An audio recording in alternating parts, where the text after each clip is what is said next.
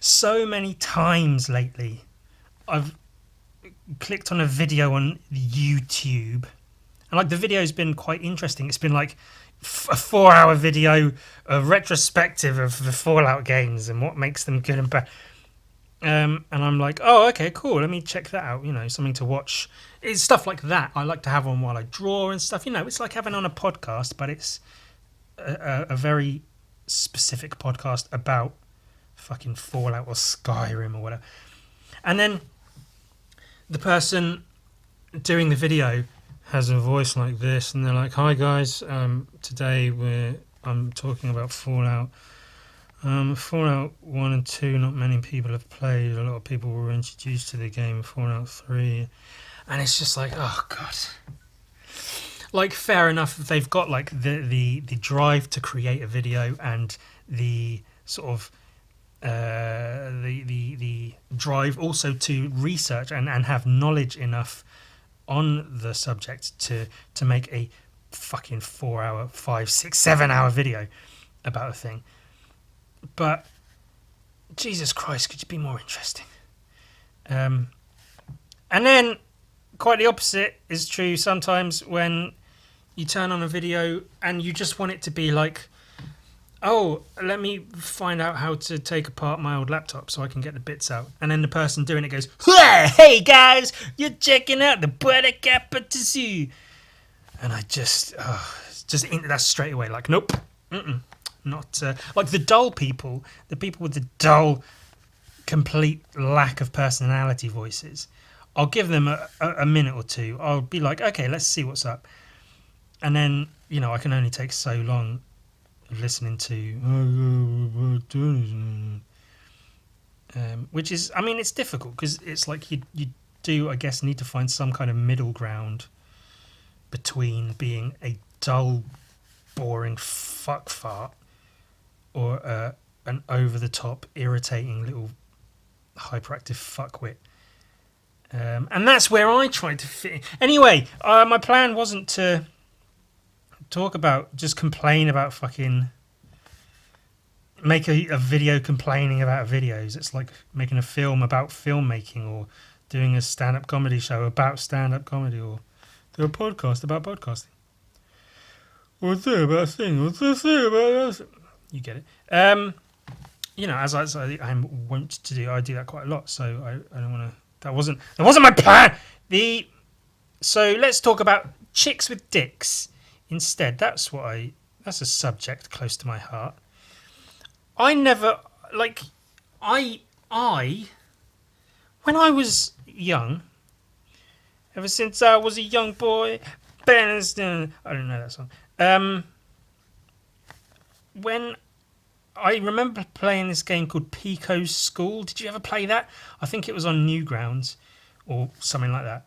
Did you play Pico's School, where you're this little kid in a school? And I think it's like a school shooting game. I don't know how much it's based off of like actual school shootings. But you're this little kid, Pico, and there's bad shit going on in the school. A few like bad kids, like that are bosses. Some of them, they've got like, I think one of them's a ninja, one of them's got like psychic powers or something. And it's a really like shittily animated little flash game, but you know, pretty fun for what it was. And that was the first like internet game type thing I was introduced to when I was like 10 or 9 or something. That blew my mind that stuff like that existed when I first saw that. And it had ultrasonic sound as its soundtrack.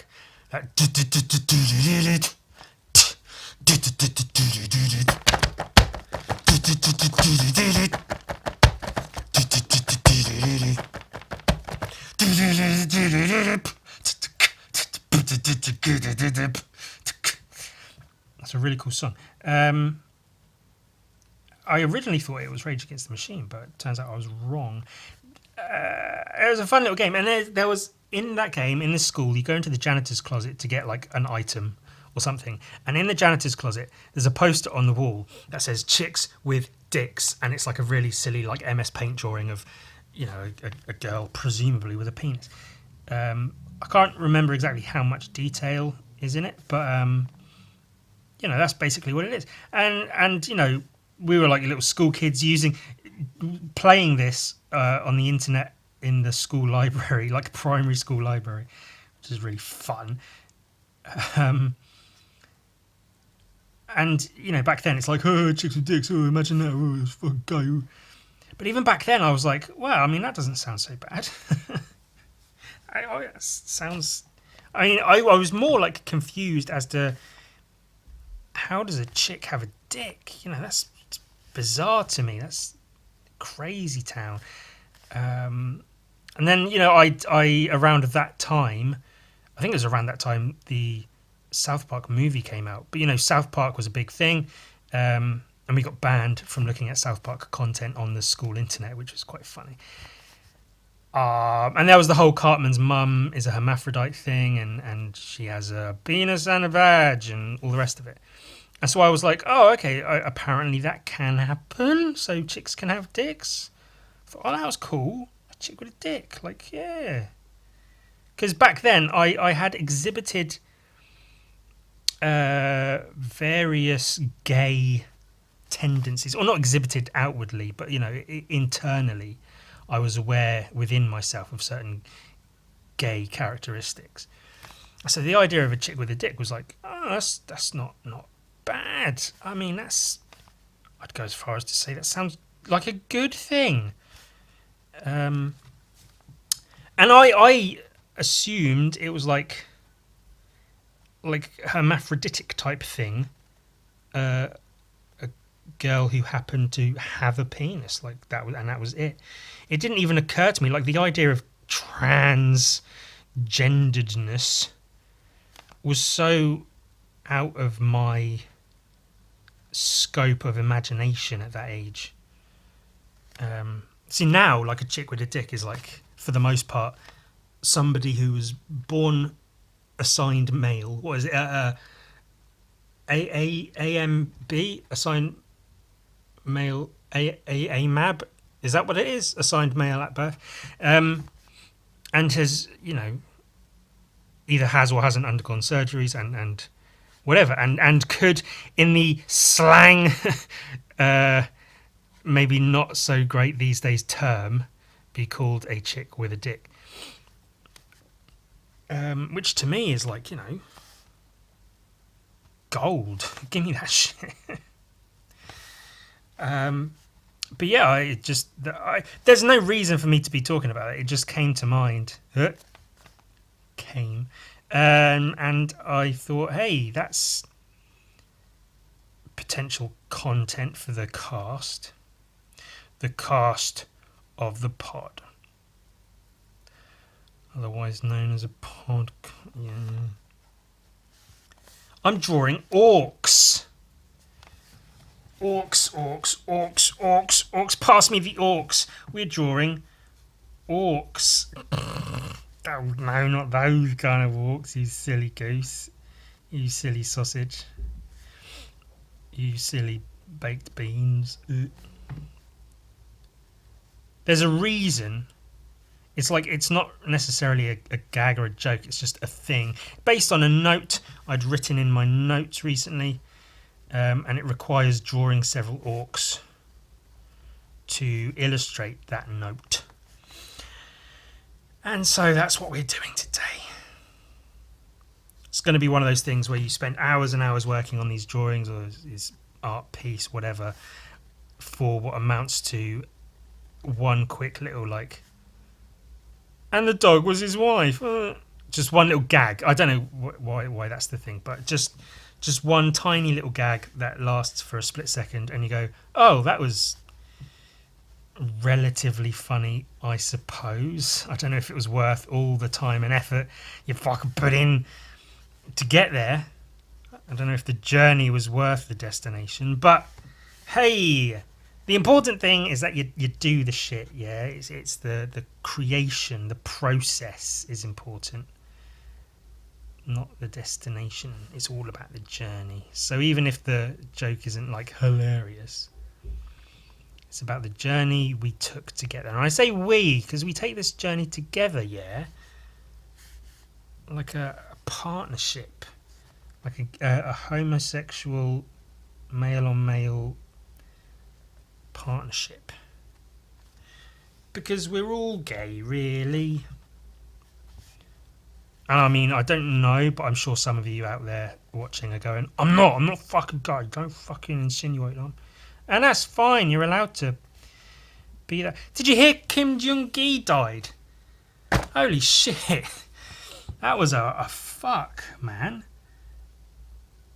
I can't really fully express my feelings because I'm not sure what they are. I feel so weird about it. And I think it's because a lot of people who die, like recently, you know, known people who die recently, this isn't the case for all of them, but quite often it is because they're older or they're dealing with something. And if they've got an illness, they're often out of the public eye while they deal with that illness, while they live with it and go through treatment and such. Or they're older, so they're not really producing work lately. You know, their most productive years are maybe behind them, and then eventually they die. And like MF Doom died a couple of years ago, which was a fuck. But he'd produced things in the last few years, but like nothing huge, nothing like what he has done, you know, years in the past. And he wasn't hugely prolific. He wasn't producing work all the time. And it felt like he had taken some time out. And I think, he wasn't well, and so that's probably why. And so when he died, it was like, oh, okay, he sort of took some time off, and then, and then he's dead. It was a huge surprise, out of the blue, before his time and all that.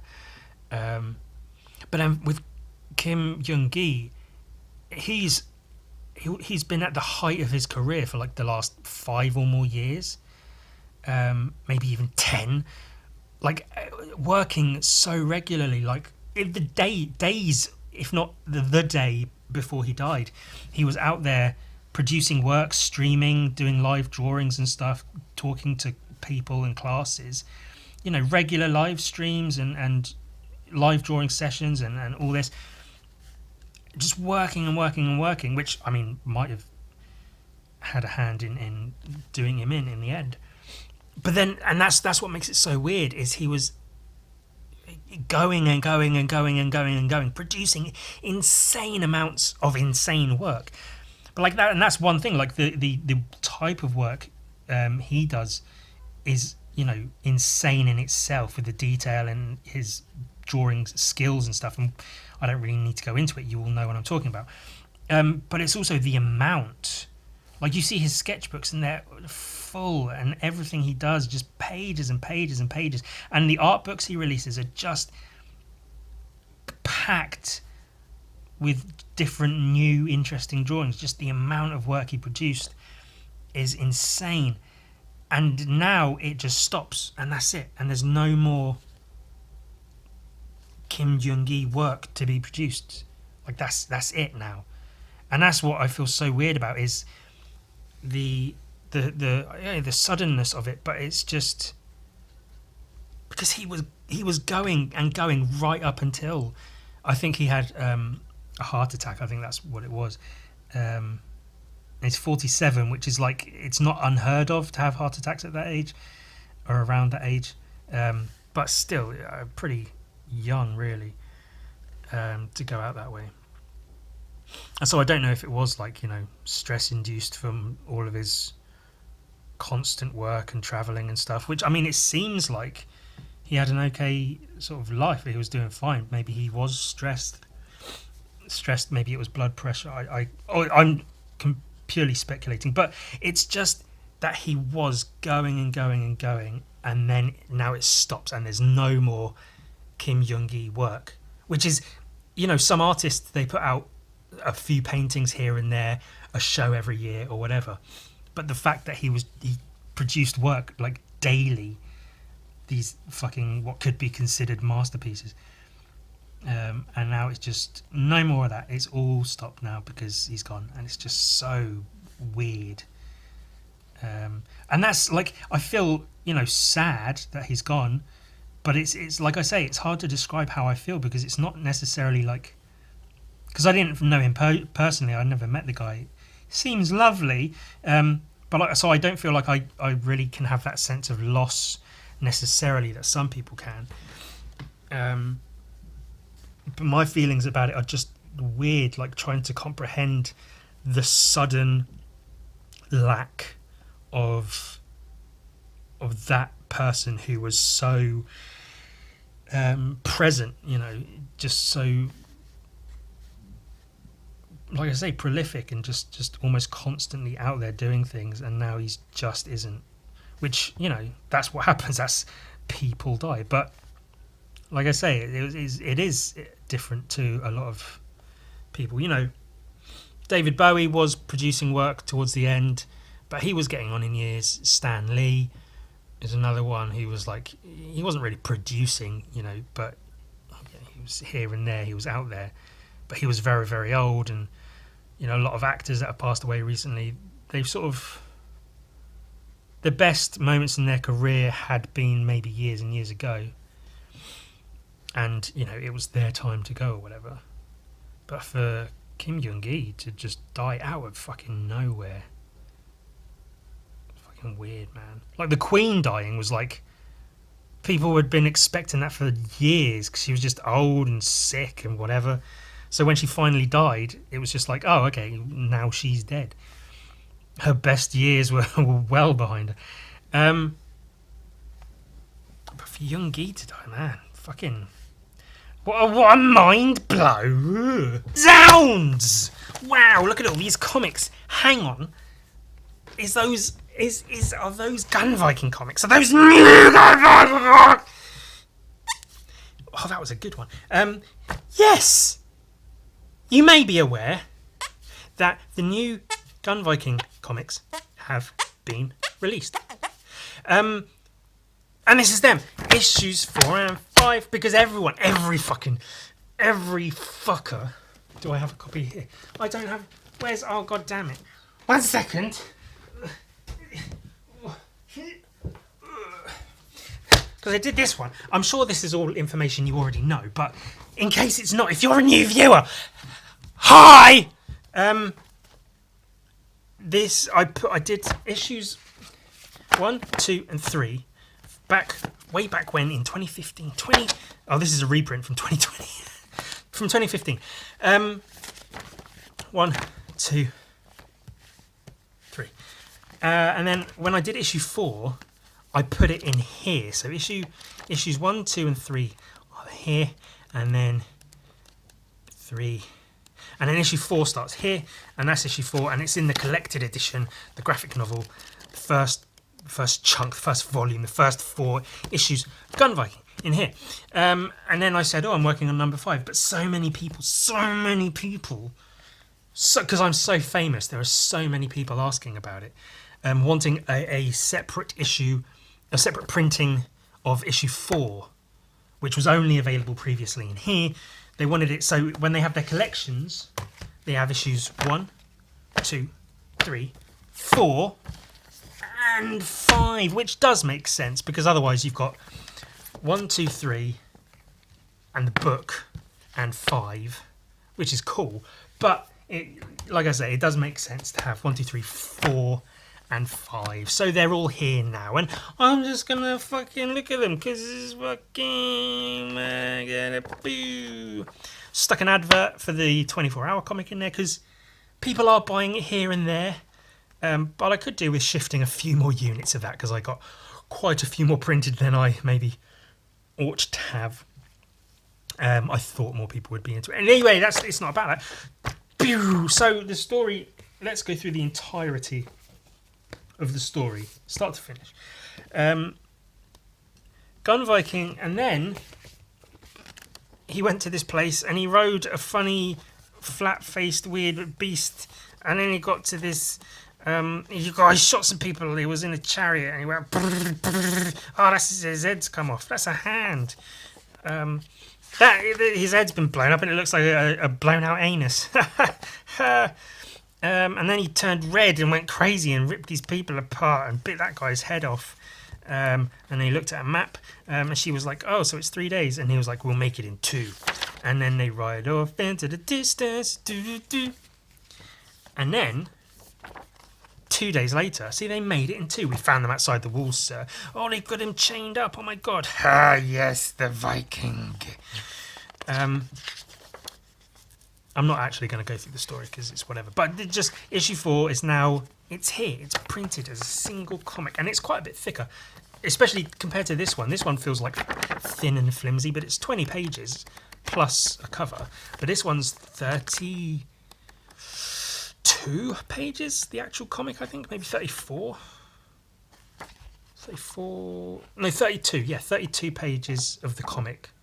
And then 36 total. Yeah. 32 pages is issue 4. And that's because I was doing it knowing it's going to be in the full book, so the page count isn't too important, where normally they've all been 20 pages. But yeah, man. Yeah. Spoilers, by the way. I know I've spoken to at least one person who... does it make noise if I hit the microphone like that? One person who tries not to look at me or listen to me talking about the story because he's actually interested in the story, which I find ridiculous.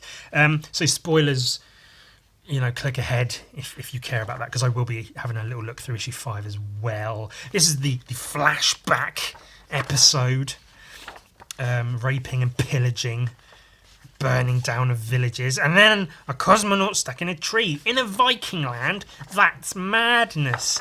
This kid can't believe his stupid young eyes. What's going on? Oh, he found a gun. He shot some people. And then you realise, oh my God, the kid is him. That's Gun Viking as a kid. Oh my God, it's his origin story. He got his hands cut off. Oh my God. That was really fun to paint. I really liked that. And I've had that image in my head for years upon years upon years. Of course, haven't quite got it on the page. I don't feel like I've necessarily communicated visually what is fully in my head, but that's very, very difficult to do. Every artist in the world will tell you that's so difficult to fully put across what's in your head onto the page. But you do the best you can, and I figure I've probably just about done the best I can. And then this scene's really cool. What I wanted for this, but this would be a job for a professional publishing house to take care of the printing and figuring out paper and shit. What I want is for this bit here, from here, to be you pull it out and it's like, 4 or 5 pages? 1, 2, 3, 4, 5, 6, 7... maybe eight or so pages, where you pull the whole thing out, and there's this scene where these veins in his severed arms, and then it all comes out, and all these things shoot out of his arms, and all the sound effects: stretch, pops, crack, pop, snap, scrick, pop, pip, scrack, snap, scratch, crack, scratch, pop, smack, crick, shish, crack, pop, and it gets like more and more red in the background, and then Gun Viking, the truest Gun Viking. It's like he is the gun and the Viking, and these people are in the back are all shit scared, and he's running off. Oh, what's going on? And then he'll get shot to pieces. Really like this scene, the bodies and his head's been shot off. But yeah, so that would be really cool as one long scene that you can pull out. But self-publishing there's limits. Yeah, I like this one as well, where all the bodies are like flying up in the air, being shot to pieces. Heads and shit. I also, it's another thing with self-publishing. Obviously, there's no time limit. I don't really have constraints of like a deadline. I can produce as much or as little work as I like for the product I'm aiming for. But I am, and I said, page count doesn't really matter, but it does to a degree. I don't want to just have it be pages and pages and pages. This scene I would have liked to have carried on a bit longer, him having his gun arms, because I feel like it is a bit short-lived, and then the guns come off of his arms, and he grows his hand back with the power of Viking, And then he pops a gun out of non-existence into his hand, puts it in this guy's neck, blows his head off. The big bad guy who was responsible for, a whole bunch of shit. And then he sees his head on the ground. He picks it up. And I don't know how clear it is, but he picks it up and you can see the head sort of falling out of the helmet here. It's not clear necessarily, but whatever. And then she's like, "Hey, Viking, it's done, let's go." And he's just stood there holding the helmet. And then she's like, "Viking, no!" And all the people are like, "Oh, uh-oh, uh-oh." And then, go, dum, dum, dum, dum, dum. Dum, dum, dum. That's the Akira music. As he's put the helmet on and he's taken up the throne, and they've bowed to him, pleading their fealty to him. And he is now. Where's a good picture of the big bad guy? Him. He is now him. He's become big bad evil guy. What the fuck? And then it says the end. And look, there's the end with his old helmet, skulls, and his old helmet and a bullet casing, and it says the end. Yeah. See, I did that on purpose. That's all there. And then it says, "For now," and that's supposed to be the big bad evil guy hanging from the top of the fort that he's in. Not really clear, but that's what it is. That's cool. I did that as a thing on Instagram, and I thought, hey, that's some artwork I can use for the end thing. And this is issue 4, advertising issue 5, and then added issue 5. Wow, what you've all been waiting for again. Spoilers by boilers, banana fana faux foilers, fee fi mo moilers, spoilers. That's cool. I drew that for a guy for a trade thing. That's cool too. The original painting of that is like this big. And you can kind of tell because the brushstrokes look all blown up and shit. That guy's funny. He's got a little stinger, funny little goblin bug thing. Updated the text because, like I say, it was 2015 when I first made Gun Viking. And I did this because it looks relatively slightly Viking-ish / graffiti-ish text with some of the shapes and stuff. Not exactly, I know, but you get what I was going for. But it's not necessarily as legible as it could be. Like if you look at it, you can go Gun Viking. Okay, I get it, Gun Viking. But it's a bit 2015, many years ago. But then I did this text for this book because I was going for a certain look with this book, and that text sort of fit that, and it's a more legible Gun Viking. And then I just sort of edited it a bit, and so it's not too far off the original, but it's just a newer, updated text, a bit more legible. The obvious Frazetta pastiche on the cover. He's got a hole in his head. He's probably not having such a great day, is he? So we open up and there's big bad evil guy, Gun the Viking, which makes this image kind of irrelevant. Have it right here, and there's because he's got his new helmet now. I like that though. I'm really happy with this as a painting, with his eyes showing here, and this one is shadow, and like the shadow in general, and the helmet and So and then it says 1 year later. So because the previous issue says 2 days later from the previous issue, and then this one is 1 year later, and that's this page. And there's the marauders, the bandits running around, raping and pillaging and burning villages down. They've got gold and shit. They're stealing kids and people. Oh no! And he's there. He's appears to be at the head of it. And then 2 years later, they're killing cows, big Highland cows. They're slaughtering livestock. And now that's him in his new helmet, big bad evil Gun Viking. He's blasting people apart. These are like innocent villagers, as far as we know. And look, he's funny. He's got a knife and fork, and that guy's took a knife through the chest. That doesn't look sanitary. And then again, shots firing. I like this black and white with the red blood splashed across their faces. They're all marauders, and he's behind them all, leading them, shooting. And then 3 years later, He's fucking leading an army of them, and he's all fucking jacked up. He's got fur and spikes and skulls and shit. He looks fucking cool. Axes and blood, and they're all, you know, heads on poles, banners, skulls, and they're charging and screaming, and they're fucking grr, and he's leading them all. And then, you know, he's chilling. He's a bit like, oh, what's it all about? Maybe that's what he's thinking. I don't know.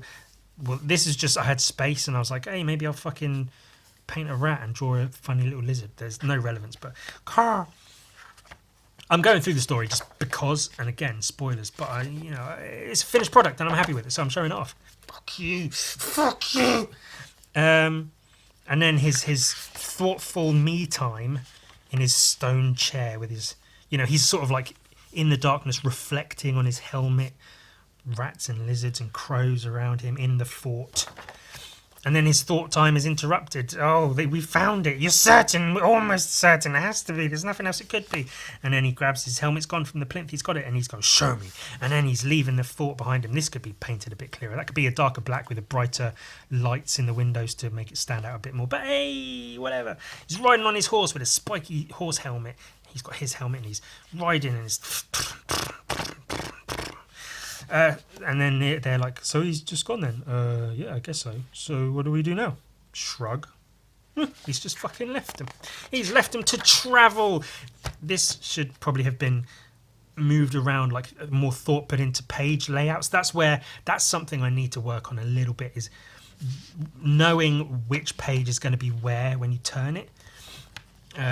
So this should really be here, just for the reveal or whatever. But he's, you know, off into the distance, wading through waters and running across fields and checking his map, and then he sees this forest full of dead trees with a bright green glow in the middle, and he's looking at the map, and the map says that one tree with an arrow here, that must be where he is. So he picks up his horse on his shoulder and he runs down the hill through the woods. I really like these like wood paintings. I'm really happy with them, where he's like walking over logs and branches and stuff, and then he sees a green glow, and he's like, oh my god, the green glow, and he sees this.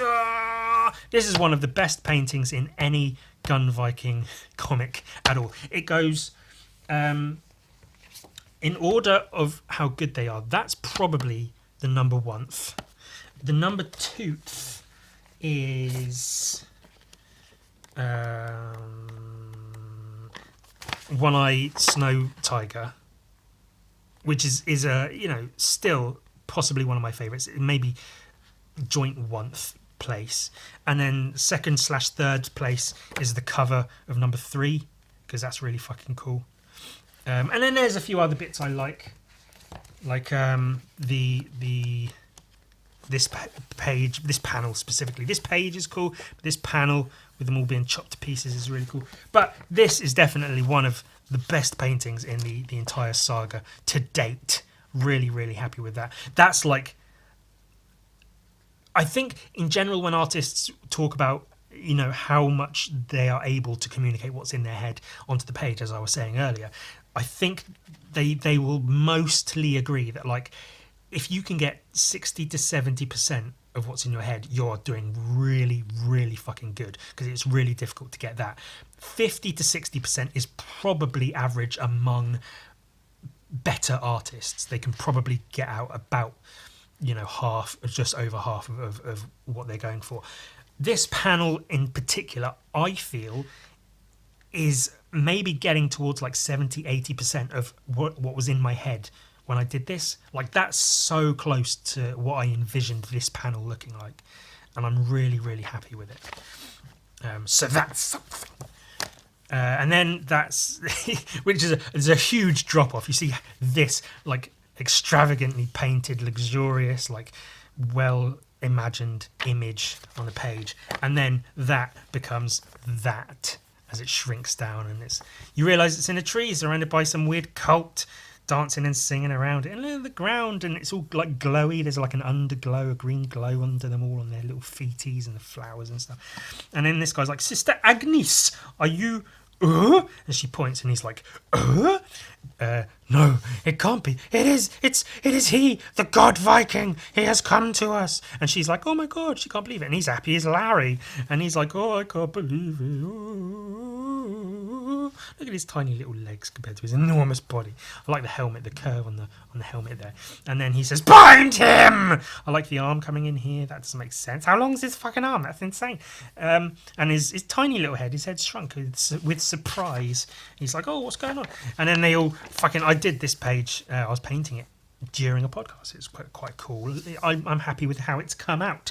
And they've got their ropes and they're all jumping on him, trying to bind him, and he's like tossing them away. And then he goes, eat of his flesh, drink of his blood, take on his essence and feel his power within yourselves. Become godly as he unto you. Bang! And his head gets blown apart. And then he's there with a smoking gun. And they can't believe it. They're all shocked. Oh my god, I can't believe you just did that. God, Viking, how could you? And then they're all mad as fuck. And then they all go, blood! They'll pull out their knives, their sacrificial cult knives. Ah! And then they all fucking... This didn't come out as impactful as I'd hoped it might. I think this could have been better if I had painted it. But, you know, the skull of the... And this... Well, you'll see in a second. I don't know if you can even tell what's going on. They're jumping all over him with their knives, trying to attack him. And then, of course, bang, blam, blammo. I love this panel, the flash on his helmet and stuff. That's really, really cool. This one's a bit skewy if you can't really tell what's going on. And this one's cool. And I like that I've not made the gun visible in any of these, because you know he's got a gun, and then you just see the explosion noises. The glow on this is really cool though, and I like this bit. Blam, blam, blam, blam, blam. And then more bang, the recoil on the gun. Someone pointed that out when I posted it on Instagram, and I'm glad they did. I like this. Boosh, and then this guy's go boosh, and boosh, boosh, bah, bah, bah, bah, bah, and this guy's on his arm, and he's like, oh no, as Gunfucking points a gun right at his face, and he's like, oh, and then boosh, shot through the eye, and you're to blame. Gun Viking is his name. I like this panel as he's walking away from the circle of corpses that he's created. And it's almost, you know, because they're like the circles in cults are a thing, like the pentagram with a circle around it and a circle of candles, and, you know, mushroom circles are a thing, stone circles circle around the tree, and trees are circular in themselves, in and of themselves. And so it's like you might not notice it, but that's a conscious decision to have like the cult now in that sort of circular, like a fairy circle kind of, but they're all fucking dead. I like the shadow from the tree as well. That's quite cool as he's walking towards the tree, and he's there looking up at the skeleton in the tree, and it half and half flashes back to the fucking doodly doo.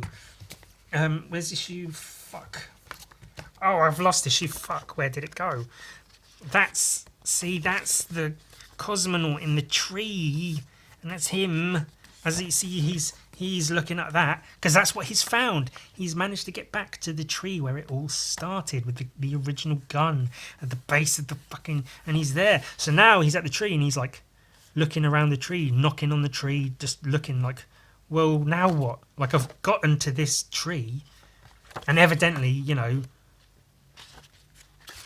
he spent 3 years trying to find it, and they're like, my lord, we found it after 3 years.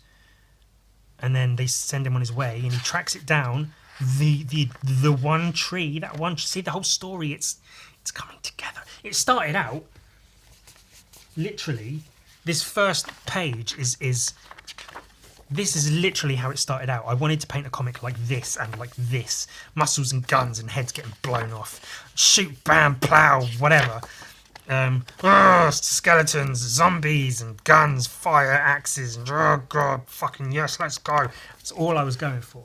And now it's turned into like an actual story with like substance and bits and shit going this way and that. And now it's calling back to he's found the one tree he spent years searching for as the big bad evil guy. He took on the mantle of the big bad evil guy to utilize the force of marauders and their, whatever, to get to the tree. And now he's found the tree, but now he's at the tree, he's at a loss. He doesn't know what to do. So he's there, he's like bending, stretching, looking around. What the fuck do I do? Gets a bit frustrated, takes off his helmet and has a sit down. And then he hears a whip, a green whip, and he looks up like, huh? Fuck is that? He sees this green ooze dripping out of the tree. He puts his finger in it and he's like, fuck is this shit? And then he sees the hole in the tree with the ooze coming out, and he reaches in, pulls out, oh, it's from a bullet. And then he goes, reaches in his pocket, and pulls out an axe and starts chopping at the tree. Chop, fucking chop! And there's a big green glowy gash in the tree, and that's the skeleton hanging there. So he grabs onto either side of the tree and pulls it apart. Dish! Pulls the tree apart, and then there's some kind of weird portal in the tree, this green glow, and it's like going. And so he reaches toward the tree, and then he starts getting sucked towards the tree, and then he gets sucked into the tree off of his feet, and a whoosh, and there's the tree with a little green flash, and that's the end of issue 5. Oh my god! Don't forget, this is a comic I made in 24 hours on my birthday last year. I did one page an hour every hour for 24 straight hours. I was sat here drawing a whole entire comic, and it's available to buy at ewan.com. Gun Viking, the Liefeld Captain America Gun Viking. So, yeah, man. So that's where that issue leaves off. There, into the nether, the portal. Where the fuck is the next issue going to pick up? Find out next year, maybe? Maybe later than that. These are hard to do, so it might take a while. Hopefully I've whet your appetite enough. Recently I was in London and I shit my pants. No, I didn't actually. Remarkably, I know. I was at the train station, just chilling, eating like a fucking pasty or something, just waiting for an appointment. Waiting to. I was just killing time. Whatever, irrelevant. And then, can you even believe it? So what I did was, I shat myself. No, I promise I didn't shit or shat. I hate shitting in public. I'm not a fan of public shit. Of me public shitting or anyone else shitting in public. This is getting wildly away from what I was. There was a pen. That's what my point is, there was this pen, yeah. So I was sat next to this older guy on a bench, eating my pasty or whatever. I think it was a peppered steak slice from Ginster's. Really, really fucking irrelevant. Jesus. I took the caffeine pills before I filmed this, and now they're just kicking in. In the third of the third. And then, so there was this older guy, this older gentleman sat next to me. I don't know, reading a newspaper or something. And I heard this kind of sound. And I was like, that's the sound of a pen hitting the floor underneath a bench that I'm sat on. And I looked, and sure enough, the old fucker had dropped a pen on the ground. And it was like, I assume it was like one of those business biros, like a ballpoint pen, like a white plastic ballpoint pen casing with like a blue lid, and it probably had the name of the company on the side of it or some shit like that. And I was hoping beyond hope that the old fucker would get up, not realising he dropped his pen, and leave, and I could get that pen, and then just have a found pen. Like, it's not, the pen itself is probably like shit and worthless and not really, worth caring about. But it was just the idea of it being a pen found under those particular odd, not that odd, but odd circumstances. And I was like, oh, I want that pen.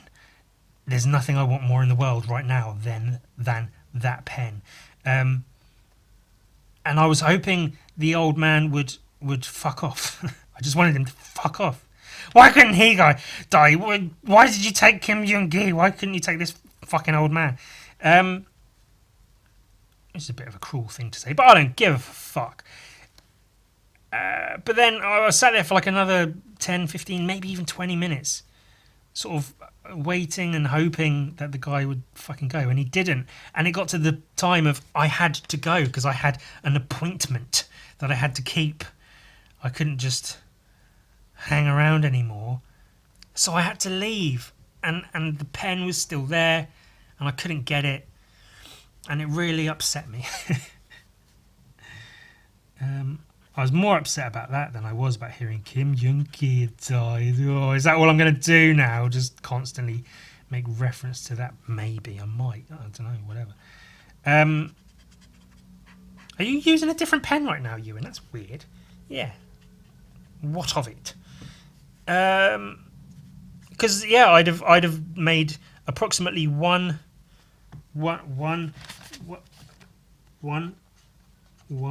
videos using that pen as, like drawing with a pen an old man had dropped under a bench, and that would be it. And I'd draw a fucking skull with a penis or something, and then you'd never see or hear from that pen again. So it's not really like a big deal. It's not a huge great loss, but something. And I like finding pens. I like finding them on the ground, in the bins when I'm rummaging through them for food at night, wearing no clothes and covered in lubricant. I like pens. Pens are my friends. That's why the word rhymes. It would have been cool to have just a pen found under circumstances, but I didn't get that. The old man couldn't give me that. So there was no new pen, and thus no new pen video, which would have got 120 views and then be forgotten about. So, like I say, no real loss. There's fucking horrific, horrible things happening in the world. People are dying trying to get basic human rights, Ewan, and you're worried about a fucking pen. Well, yeah, because pens are what I do, man. It's what I do. It's who I am. It's all I've got. That came up a lot when I was in that the place for the suicidal people. I did a whole episode from there. Because that was the point of going there, was to get new content for my YouTube channel. It came up a lot in conversation there, how big my dick is. Oh, shut up. What the fuck am I even... Of how art is, because most conversations with the volunteers there start with... do you, or don't start with, but at some point gets to, do you go out much? What do you do? Do you have work friends? And so I say, well, I work from home. I'm an artist, illustrator, whatever. And they're like, oh, that's really interesting. And eventually it comes out that, they might ask, how long have you been drawing? Or when did that start or whatever? And it's like, well, there was never a moment of started to draw. I just always have done it, literally as far back as I can remember, as far back as my memory goes physically, as far as I can remember. I've always drawn. I say the term I use, just for the ease, and it sounds quite good, is I've drawn since I could hold things to draw with. That's the line I use, my go-to line when people ask how long I've been drawing. I've been drawing as long as I could hold things to draw with. Since I was a little babby and I could pick shit up, I've been drawing with shit that I picked up. Pens I found in bins when I was rummaging through them naked at night, wearing nothing but lubricant. Look, he's got like a butterfly on his finger, and he's like, oh, what the fuck is this? That's a cool orc. I'm happy with that. So there was never a time when I started to draw, because it's just all I've ever done. And everything in my life, in one way or another, has revolved around drawing and art in general. I didn't go to the first college I was going to go to because I was shit at everything that wasn't art. Like, literally, I failed, the necessary classes to get into the college. So instead, I happened to go to this other college and do just art and design at that college, and it was a much better time than I would have had otherwise. And then I went to university and did illustration, just drawing pictures. And then outside of that, I had a couple of jobs here and there washing dishes, working in a shoe store, whatever. But outside of that, I'd spent a lot of time doing like art workshops with underprivileged youths and stuff. Graffiti was a big thing. That was all primarily about the art, but also, you know, the rebellious nature and the do-it-yourself fucking whatever. But art has always been just the thing. I've put art before everything else in my life. I was never popular as a kid. I never really got invited to parties and things. So I'd stay home and draw because I'd be mad and emotional, you know, little emo teenager, not getting invited to parties, not having any luck with girls. So I'd stay home and draw and just be like, well, fine, I'll just be the kid that's really fucking good at drawing. And then I'll come in after the weekend and I'll be drawing in my sketchbook and in all my school books, and everyone will be like, oh, you and your drawings are fucking sick, that's so good, how did you get so good? And then I say, it's all I fucking do is how I got so good. It's literally all I've got. Oh, Ewan, why didn't you come to that party? Because no one wanted me there is why I didn't go. So I stayed home and I drew fucking dead shit and girls getting murdered because I'm bitter and angry about the fact that none of them want me. And then art is been the thing that's always been there for me. As fucking goofy and emo teen as that sounds, is literally always been there for me. Whenever anything bad was going on or anything in my life was, you know, not great, I always had art was this thing I had that nobody else really could do in the same way I could. So it was my special little thing. That like set me apart from the rest of the shitty people in the world. And with that, art is like all I have. You know, yeah, sure, I'm you know, really funny and entertaining to listen to. I've gotten good with words, so I can spin a yarn, I can talk well, I can tell a tale. You know, I've got this enormous you know, personality and dick. But ultimately, the only reason you're hearing any of this is because of art. The only reason I'm making these videos is because somewhere along the way I somehow got an audience in front of me because of art. And I've been able to do various things that aren't directly drawing because of art. Art is everything I am. It's everything I've got. And, you know, that's... I don't know why I was talking about that. It's just, that's I don't remember at all what my reasoning was for talking about it. The point is,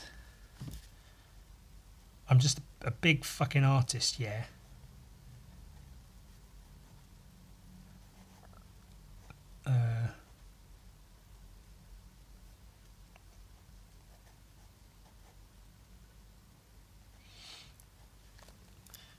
Just figuring out how to do his mouth.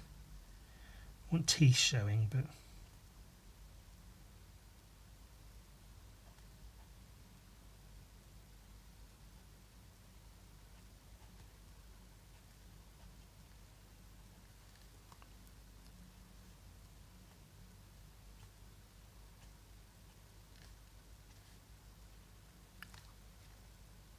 Looks a bit like Sloth from the Goonies, doesn't he?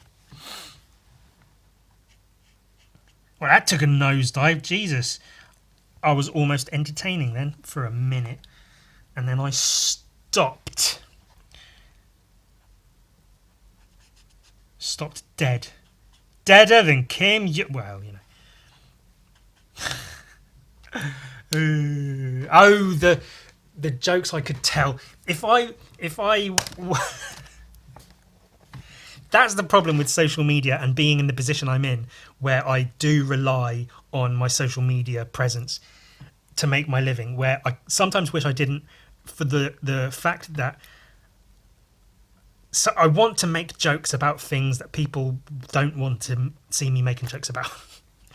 There are many, many jokes I could make about the Kim Jung-gi situation that I know people would not be happy with me saying or doing. Pictures I could draw, jokes I could make. And, it's not nice. It's not nice to joke about the dead. But tough shit. It happens, It's not nice to make dramatic shows about the dead, but people respect a dramatized version of a show about a serial killer. But if you do the same thing and make it comical, people go like, oh, you shouldn't joke about that though. And it's like, well, you absolutely should, because you make fun of shit. And that's literally it. You make fun of shit. You take something and you make it, you almost take away its negative power by making fun of it. Like you go, okay, yeah, it is sad that this person died, that this great artist died. It's a terrible loss to the art community and to his friends and family especially. It's insane that people have to deal with that. But, it is what it is and its essence. But then some people, not to say, oh, it's a coping mechanism, man, let me make jokes about shit, but it's the feelings of loss when, for instance, when somebody dies, the feeling of loss can be horrific. It can ruin people's lives. Depression's a thing already. If you have a friend kill themselves, that can ruin your life. And if you're able to take that terrible thing, I take the awful, horrible things in my life and turn it into something funny. The comedian, film, Robert De Niro, very, very good. But literally that, it's a way of dealing with trauma, of sort of coping, and I forget the word that I was looking for, but you get it. And not to say, I just make jokes about it as a coping mechanism, but it's an emotion. Making fun, literally making fun of a situation, is just as valid an emotion as being somber and sad about a situation.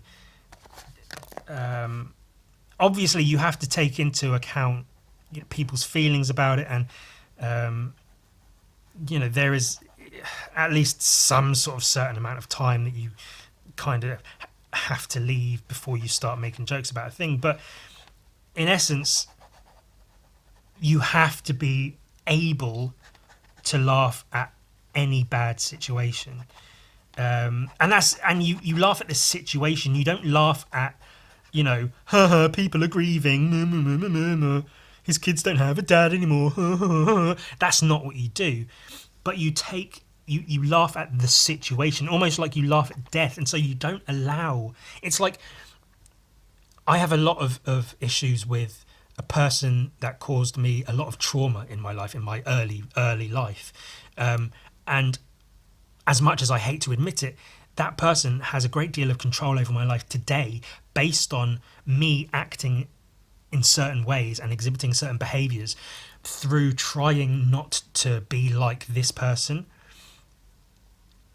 Which means I'm not truly living for myself. I'm living under the rules of trying not to be this person, which means this person has this huge amount of control without them even knowing or realising it or being active in it over my life. And so one of the best things I can do is to not let that person win.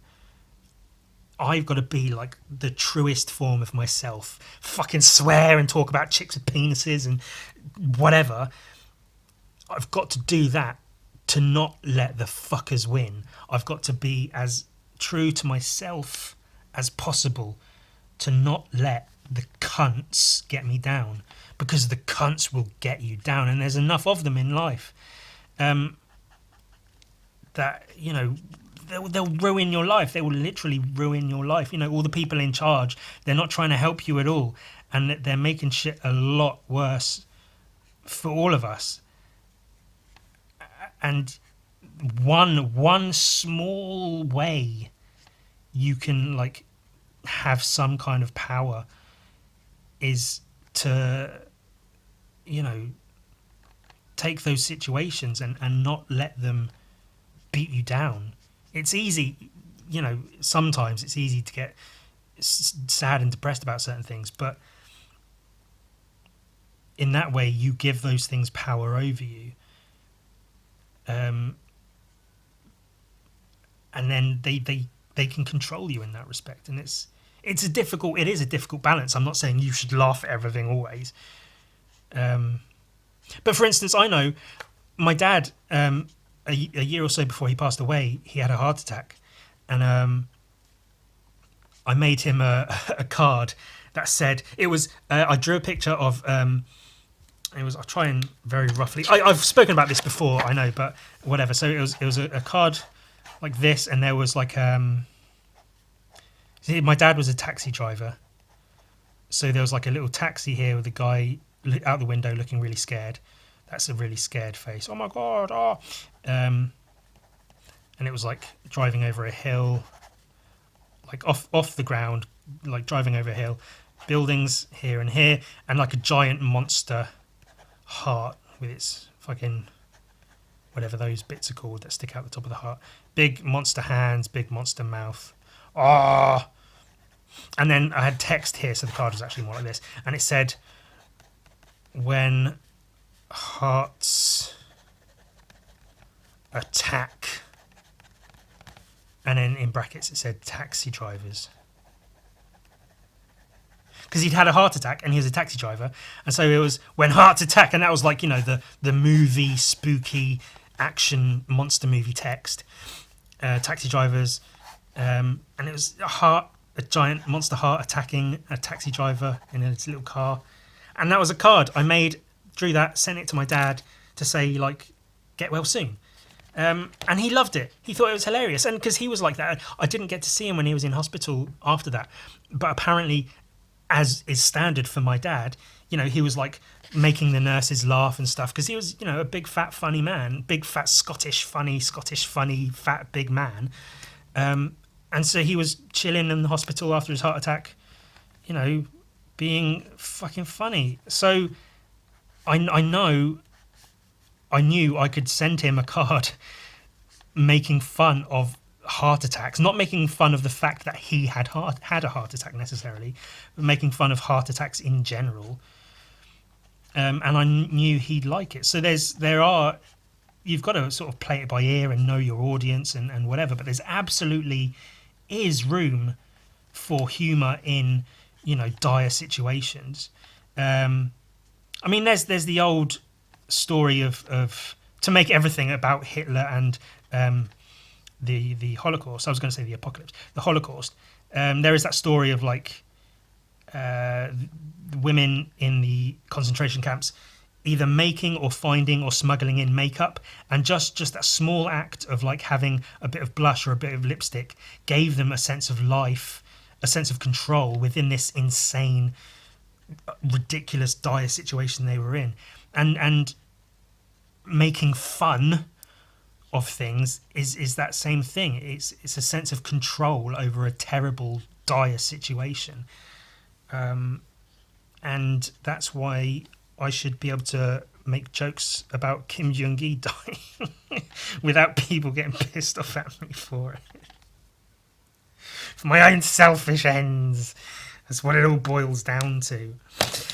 Where are we at time-wise? Oh, we're doing just fine. So all of this whole thing had a purpose, and the purpose is and was this. I might do a post of it on Instagram or whatever, but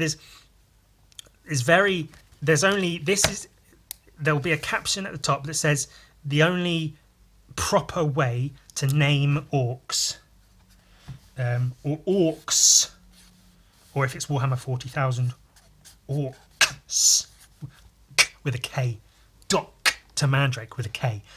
That's from Spaced. Orcs, or I guess would it be like orcs? This is what I consider to be the only proper and appropriate way to name orcs. This one is named Orc. This one is named Snork. And this one is named Glork. and then it would say etc. And then I was thinking of doing a separate, like you swipe to the next panel, and then there's some weird fucking like hideous medical experiment orc with like 3 eyes and 6 arms in like a puddle on the floor, going like "kill me," and its name is etc. See, because it's Bork, Snork, Glork, etc. But then you take the word etc. and you go, because it's in like a list, so it's etc. And then there's this orc called etc. and it's just a fucking mess. See, it's funny. The only proper way to name orcs: Bork, Snork, Glork, etc. And that's what I was doing today.